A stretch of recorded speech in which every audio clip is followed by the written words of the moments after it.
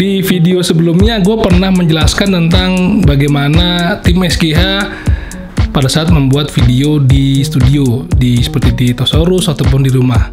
Nah sekarang gue ingin menjelaskan bagaimana persiapan tim SGH ketika kita mau ada liputan outdoor, seperti kayak liputan kemarin tuh yang di Barak 202, lalu di mana Velfest Battlefield itu kan di outdoor tuh, gerak, moving segala macam, banyak orang. Nah apa aja sih yang harus disiapkan? Oke, mari sebelumnya kita lihat dulu bumper SGH. Jebret!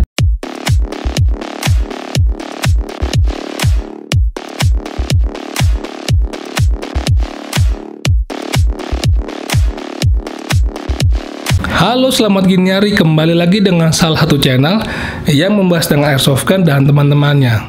Sebelum masuk ke fokus pembicaraan yang ingin gue sampaikan ke teman-teman, gue ingin menjawab pertanyaan dari beberapa teman gue yang menanyakan masih tentang, Bang, kapan Bang bikin video sukir lagi?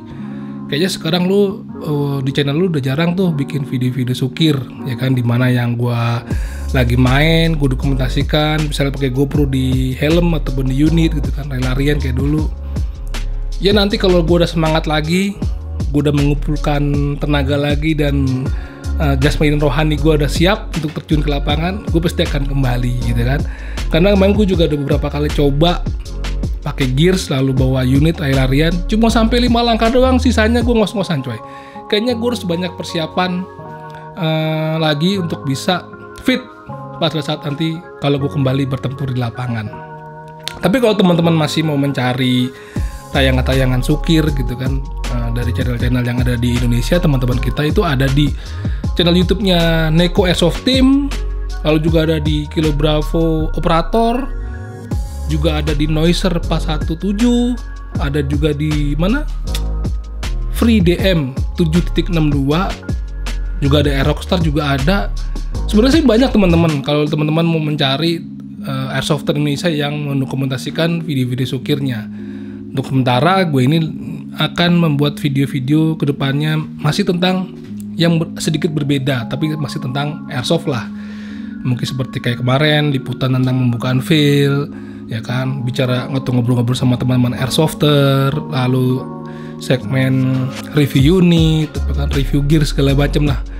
Karena buat gue ya tadi gue bilang gue belum siap aja untuk kembali sukir. Jadi kalau ntar gue sukir lagi, semoga gue bisa mendokumentasikan video-video sukir gue di next episode gitu coy. Nah sebenarnya dari banyaknya pertanyaan ya, dari SGH sendiri pengen nanya nih, sebenarnya teman-teman tuh kalau lihat tayangan SGH paling suka tuh lihat segmen apa? Segmen review unit, segmen ngobrol-ngobrol sama teman airsofter, itu berkenaan tentang misalnya lebih ke impresi, lalu ada segmen liputan apa namanya, kegiatan sukir, ya pembukaan sukir, pembukaan lapangan sukir ataupun kegiatan sukir lainnya. Nah apa sih sebenarnya teman-teman yang sebenarnya lebih diharapkan dari channel SGH? Ya ini mungkin buat masukan tim kita juga, kedepannya kita bisa pertimbangan lah untuk lebih baik lagi ke depannya, untuk memberikan suguhan-suguhan di channel YouTube kita gitu coy.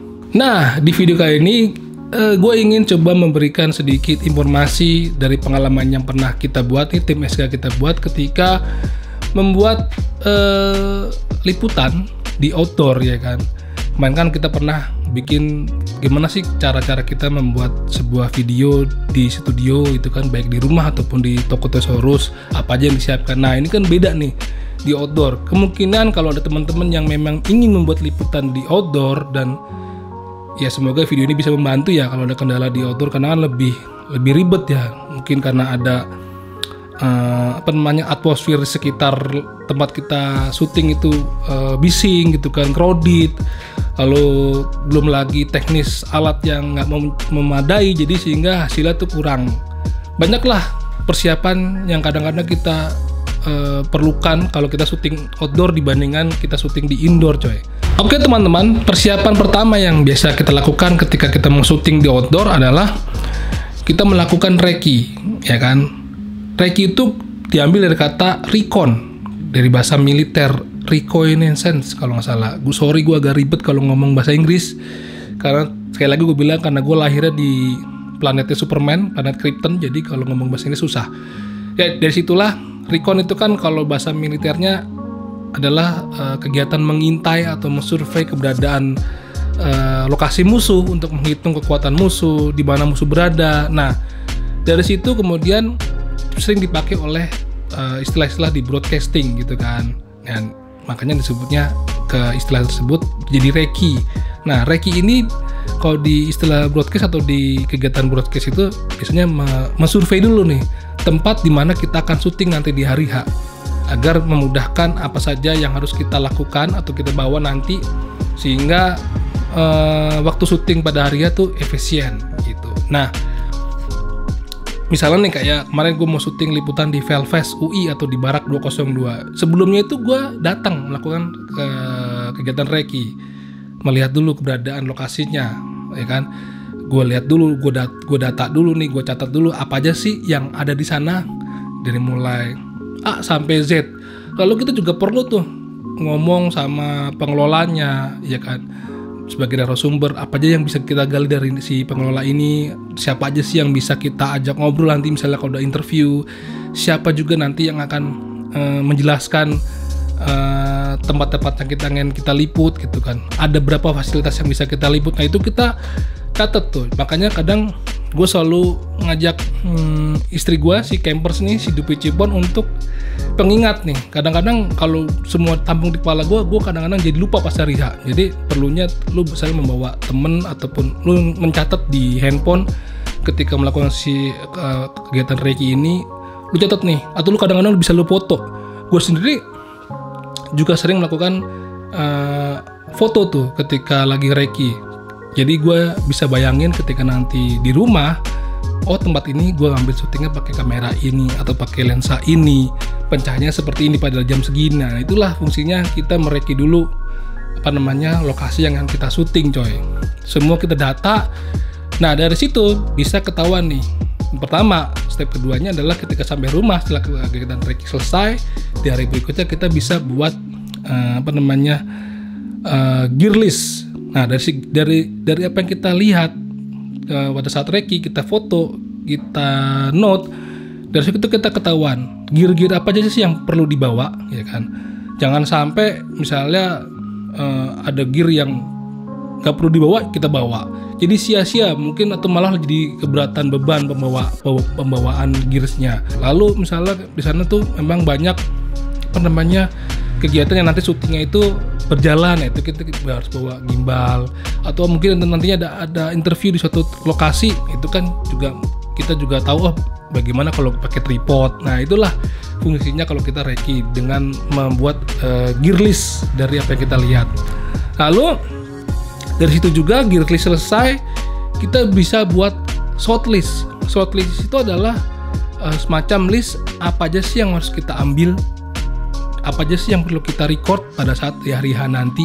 Jangan pada hari H nanti kita tuh ngacak recordnya, asal-asalan aja, yang penting banyak hasilnya. Menurut gua itu akan sangat tidak efisien dan akan banyak memakan memori di kamera kita gitu. Tapi kalau sudah di shortlist, ya kan, jadi kita tuh efisien. Apa aja nih ketika datang, yang pertama itu apa yang mau diambil. Misalnya ketika kita main liputan di Velfest Battlefield, itu gue shortlist tuh setelah gue ngobrol sama Om Dondi atau Om Ri.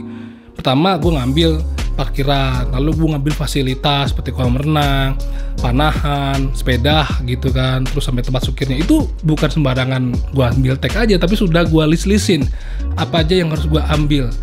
Kalau sudah ada shortlistnya, lu sudah, gue rasa waktu itu nggak akan makan waktu lama gitu kan. Jadi kayak misalnya sampai orang-orang yang gue interview itu pun juga sudah gue sudah gue rencanakan. Oh ntar gue interview si ini, si A, si B, si C gitu. Jadi nggak asal ngambil orang untuk diinterview.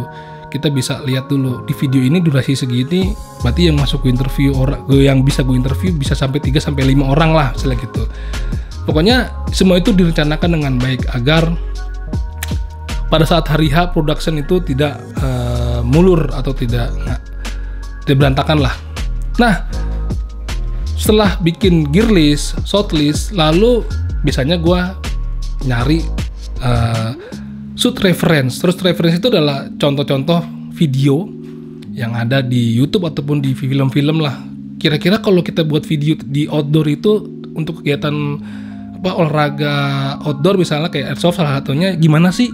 Atau gimana sih cara ngambil orang interview di outdoor dengan crowded, suara yang banyak atau yang bising gitu kan? Gimana sih cara ngambil angle yang baik ketika kita mau interview orang di tempat suasana yang rame? Nah itu kita bisa ngelihat short reference ya tadi dari video-video YouTube gitu kan. Pokoknya jangan malas lah untuk mencari referensi untuk apa yang kita ingin ambil gitu.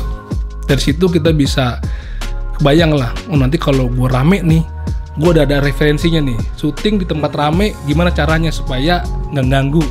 Syuting di tempat rame, gimana caranya supaya audionya bagus. Nah itu semua sebenarnya ada tuh di YouTube tuh, ataupun di video-video lain yang bisa jadi kita pelajari. Gitu coy. Jadi semua itu harus direncanakan baik. Itu kita ngomongin masalah pada saat productionnya. Oke, setelah gear list selesai, shot list selesai, shot reference juga sudah kita dapat, lalu kita syuting lah di area. Udah kita anggap selesai karena schedule kita, planning kita juga udah mateng. Tentunya semoga hasilnya baik. Nah setelah sampai rumah, nah biasanya tuh kalau gue lagi syuting, ya kan, gue pakai 2 kamera supaya gue nggak ribet, ya kan. Kamera 1 bisa gue pegang, kamera 2 itu biasanya dari si campers Vicipon yang megang gitu kan, supaya mudah di editing. Gue itu selalu bersamaan. Misalnya gue mau nge-tag kemarin misalnya Om Dondi, ya kan, pada saat interview itu gue selalu aba-aba sama si kameramen 2, 1, 2, 3 kita record, ya kan. Jadi ntar pada saat di editing kita synchronize kamera 1, kamera 2 itu dengan gampang coy, menyamakan gambar dan audio meskipun dari angle yang berbeda gitu kan. Kalau nggak begitu kadang-kadang gue ribet coy, dan komputer editingnya pun juga kadang-kadang ribet mensinkronisasikan si gambar dan audionya yang dari kamera 1, kamera 2 begitu.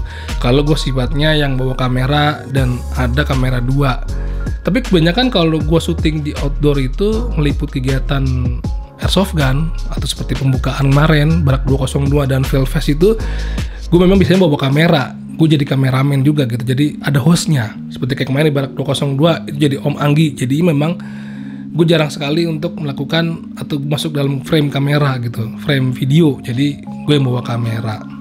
Jadi sebenarnya semua itu gampang dilakukan, mudah dilakukan kalau sudah terbiasa dan sudah terencana coy, gitu kan. Terbalik deh kalau sudah terencana dan terbiasa. Kadang-kadang kalau kita mau syuting di outdoor, nggak ada rencana, nggak ada planning, dan belum terbiasa, itu berantakan di lapangannya. Yang mau diambil apa, yang direncanakan kayak apa, pas editing jadinya kayak gimana. Nah, itulah pentingnya tadi gue bilang reki. Kalau kita nggak bisa reki datang ke lapangan, ya minimal kita bisa teleponan sama pengelolanya, atau minta diceritain kayak apa lapangannya, ada apa aja, atau minta difotoin lah sama orang yang berada di lapangan sana. Kayak misalnya gue ke Barak 202 kemarin, gue nggak sempet sebelumnya datang ke sana. Ya dari pengelolanya gue minta ceritain ada apa aja sih di sana sih, coba dong fotoin dong gitu. Sama kayak ke Velfest juga sama, gue nggak sempet datang ya gue minta fotonya, kayak apa sih lokasi hutannya Om, kayak apa sih tempat istirahatnya di sana. Kita bisa bayangin kalau memang kita nggak bisa hadir, tapi sebisa mungkin untuk proses reki kita datang ke lokasinya langsung, jadi langsung kebayang di kepala kita nih, ya kan, atmosfernya kebayang nih. Kalau cuma lihat foto kan kadang-kadang ya sudutnya sempit ya, nggak bisa ngeliat sekeliling kalau lihat foto itu aja. Oke teman-teman, begitu aja informasi singkat bagaimana kalau tim SG membuat video di outdoor tuh coy. Nah, ribut kan? Semoga buat teman-teman yang ingin membuat kegiatan serupa, liputan serupa dengan video ini bisa terbantu coy. Oke, sampai jumpa di video SG berikutnya. Dadah.